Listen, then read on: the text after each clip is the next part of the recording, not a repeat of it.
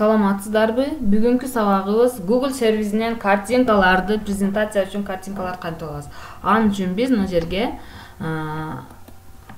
фон для рамка для школы дейин. Рамка для школы деп туруп издейбиз. Бул жерден издесек, мына жерде 19.500.000 жакын картинкалар пайда болду. Биз мына жерден картинка деген жерге киребиз. Картинка деген жерге кирип, но картинкалардан тандап алабыз. Мисалы үчүн мен но картинканы тандап алайын. Биринчи картинканы тандап алсак, нол жерге биздин картинкабыз чыгат.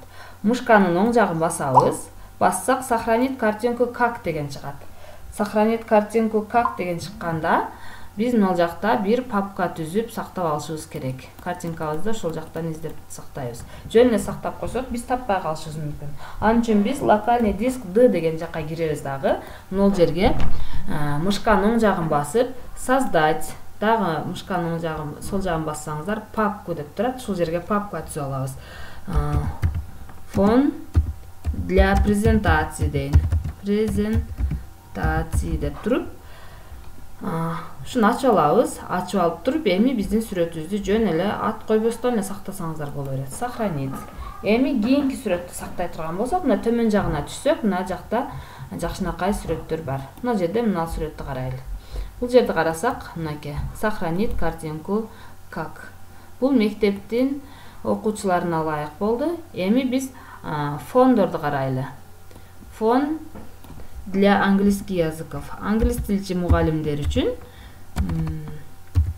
фон для английский язык. Мына төмөн жагына өзү эле сүрөт жазуулар чыгып калат. Фон для английский язык деп жазсак, мына жерге бизде англис тилге тиешелүү рамкалар чыгат. Мисалы үчүн мына рамканы тандайын. ABC деп жазылып турат.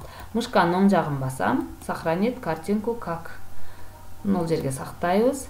Мына жака төмөн жагыраак түшсөк, мына чекесинде англисче жазылган мындай рамкалар чыкты бизде. Буларды дагы сохранить картинку как деп сактап алсак болот. Мына дагы мына жерде мына картинка турат.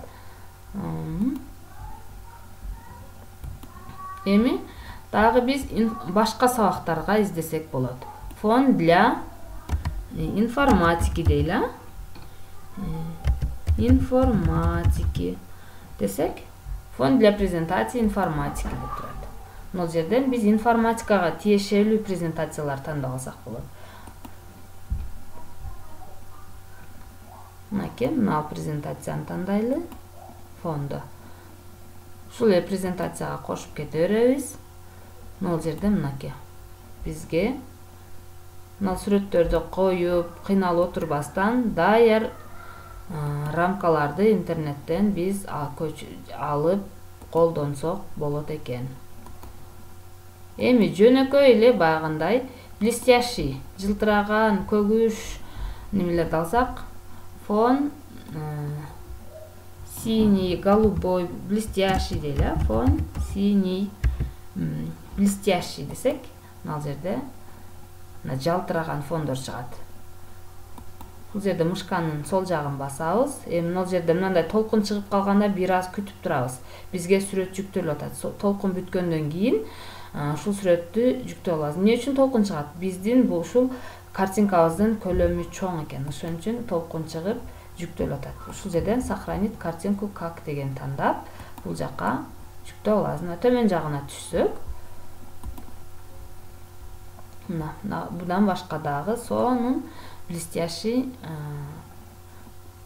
көгүш түстөгү рамкалар немелер фондор чыкты бизге. Мынакей мына фонду алсаңыз болот, кааласаңыз.